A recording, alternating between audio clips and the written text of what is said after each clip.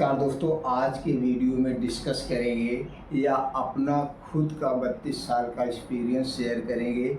मात्र 10,000 रुपये में हॉस्पिटल के सामने मेडिकल स्टोर कैसे खोलें, कौन सा लाइसेंस लगेगा, कितनी पूंजी लगेगी।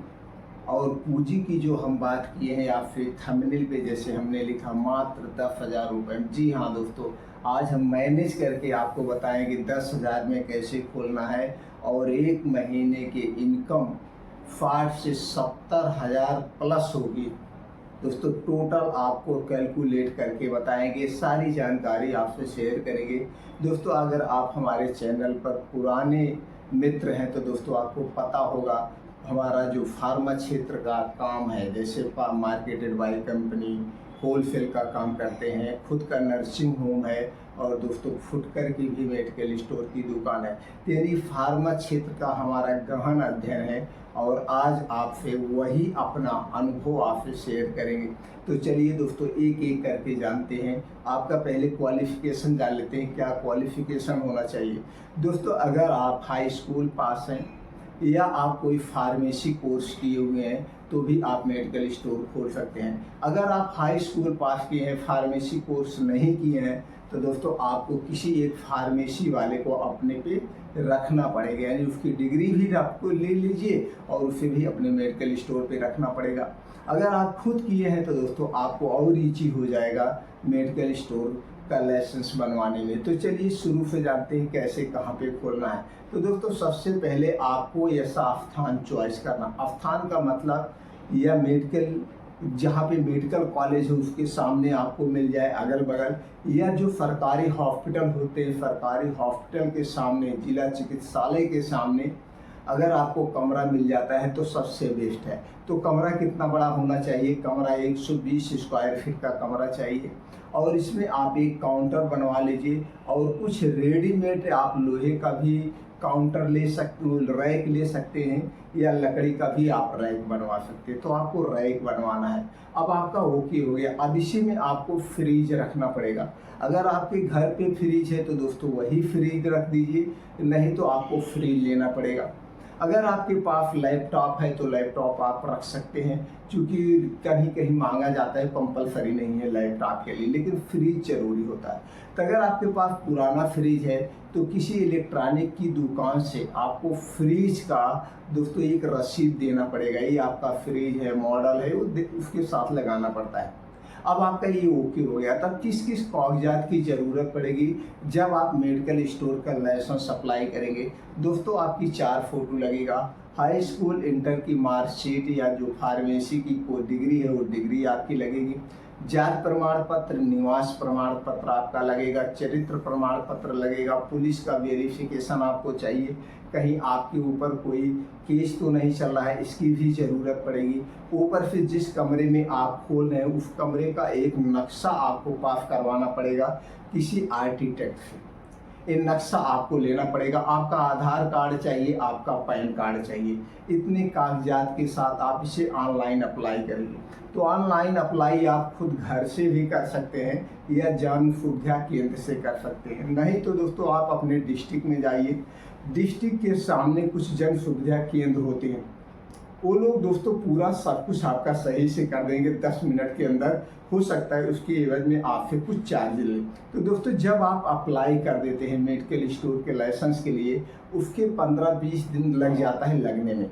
जब आप अप्लाई करते हैं तो अप्लाई करने के 1 हफ्ते या 10 दिन के बाद आपकी दुकान पे वहाँ से डीआई आएंगे सर्वे करने। सर्वे करने के बाद रिपोर्ट लगाएंगे और रिपोर्ट लगाने के 1 हफ्ते के बाद आपका लाइसेंस इशू हो जाएगा। आप इसे ऑनलाइन डाउनलोड कर सकते हैं या डीआई ऑफिस जाके ऐसे बाई हैंड आप प्राप्त कर सकते हैं। अब जब मेडिकल स्टोर आपका लाइसेंस ओके हो गया, अब आपको चाहिए दवा। हमने जैसे कहा अगर आप दवा की बात करें तो दोस्तों अगर आप दवा भरेंगे तो 10 लाख रुपए लग जाएगी, लेकिन यहाँ पे जो आप हॉस्पिटल के सामने मेडिकल स्टोर खोल रहे हैं यहाँ पे दवा आपको इस तरह रखने की ज़रूरत नहीं है। थोड़ी बहुत दवा आप रख लीजिए जिससे पता चले कि मेडिकल स्टोर है। जैसे दोस्तों कुछ ऐसी कंपनियां हैं उनके एंटीबायोटिक जैसे शिफ्ट्राइजोन, उनके कुछ दोस्तों एनाल्जेसिक टैबलेट होते हैं, जैसे कुछ और जैसे कुछ ब्रांडेड कंपनियां हैं जो अपने आप बिकती हैं, जैसे बीकाफूल हो गया, आर्बिटोन हो गया, ऐसे कुछ टॉनिक है जो अपने आप बिकते। तो यही थोड़ा सा रखना है, कॉटन बैंडेज रख लेना है। और दोस्तों आपको क्या रखना है, 3 ml, 4 5 ml और 10 ml की सिरिंज, 3 ml, 5 ml, 10 ml की आपको सिरिंज रखना है। इसके अलावा कुछ नहीं रखना है। इतना चीज़ें आप 1,500-2 हज़ार रुपये में खरीद सकते हैं। तो ये खरीद करके दिखने लगे कि आपका मेडिकल स्टोर है, ये दवाएं हैं। अब दोस्तों आप कहेंगे दवा नहीं रखेंगे तो कस्टमर लेने क्या आएगा, वो भी मैं बताता हूँ। दोस्तों जो हॉस्पिटल के सामने मेडिकल स्टोर होता है उसमें आप किस किस कंपनी का रखेंगे, क्योंकि वहाँ कंपनी पता नहीं होती है।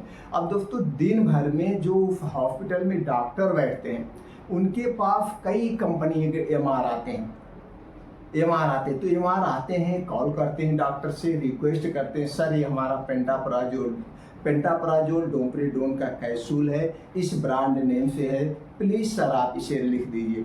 तो जब वो डॉक्टर को मोटिव करते हैं और डॉक्टर उस ब्रांड का जब लिखते हैं तो डॉक्टर सबसे पहले एमआर से एक प्रश्न करते हैं, क्या ये दवा उपलब्ध है मेडिकल स्टोर पे, जिससे कस्टमर को झेलना ना पड़े।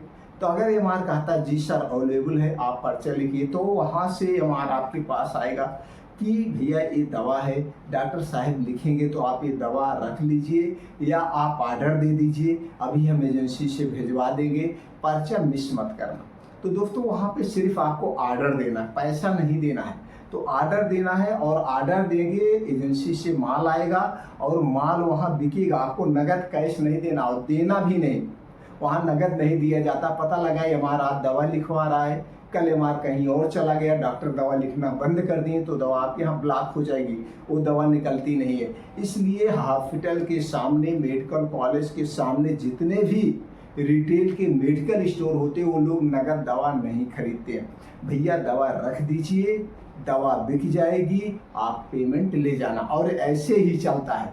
वहाँ पे हफ्ता वाइज एजेंसी वाले आते हैं, कलेक्शन करते हैं, हफ्ते में जो माल निकला रहता है वो आपको पेमेंट करना है। आप समझ गए, क्लियर हो गए, पूंजी नहीं लगना है।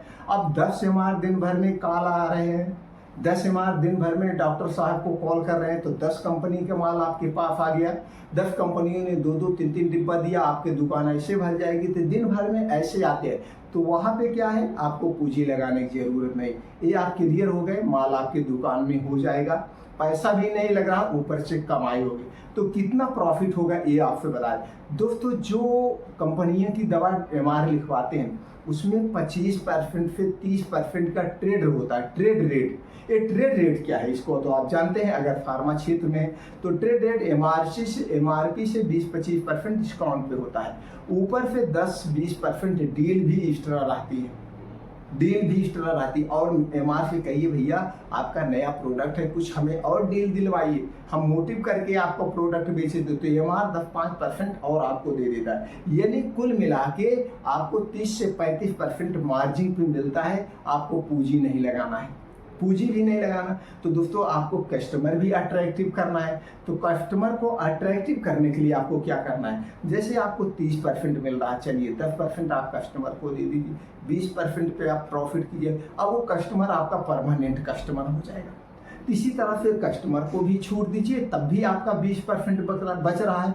अगर दिन भर में 50,000 की दवा बिक गई और 20,000 की दवा बिक गई, तो दोस्तों 20,000 की दवा अगर बिक गई तो 2 दूनी 4 यानी 4,000 रुपये आपकी इनकम हो रही 20% के हिसाब से, 20,000 की। और अगर 50,000 की हो गई तो 10,000 की इनकम हो रही। लागत आपकी कुछ नहीं लग रही है, पूंजी आपकी कुछ नहीं लग रहा है। ऐसे ही और मेडिकल स्टोर के मेडिकल कॉलेज के सामने, सरकारी हॉस्पिटल के सामने दोस्तों जो मरीज दिखाने आता है, किसी की दवा 1,000, किसी की दवा 2,000, अगर दोस्तों मेडिकल कॉलेज के सामने है तो 4-5 हज़ार महीने की दवा जाती है। और 10-5 कस्टमर आ गए तो अच्छी खासी इनकम हो जाती।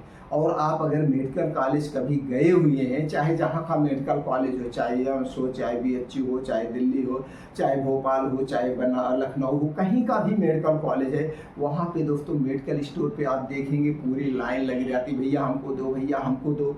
इस ढंग से वहाँ बिकता है। तो दोस्तों लाख, 2 लाख, 3 लाख की सेल हो जाती है।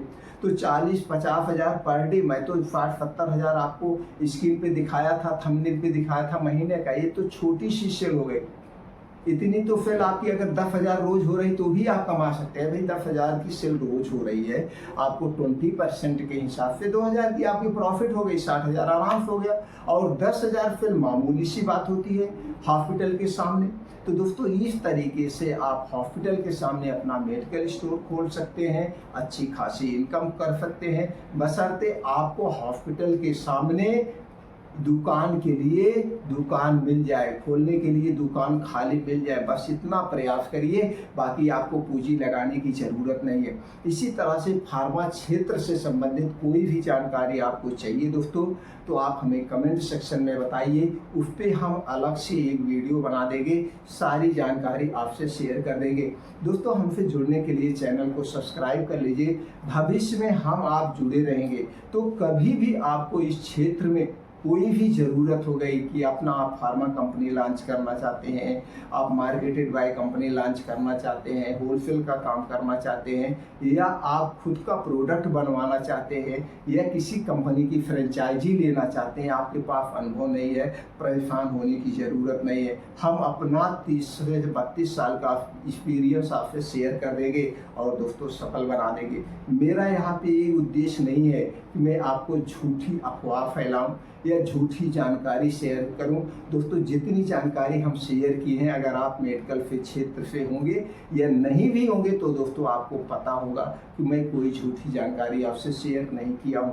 और झूठी जानकारी शेयर करके हमें मिलेगा क्या दोस्तों? कुछ नहीं मिलेगा। तो दोस्तों चलिए फिर मिलते हैं अगले वीडियो में ऐसी और महत्वपूर्ण जानकारी के साथ।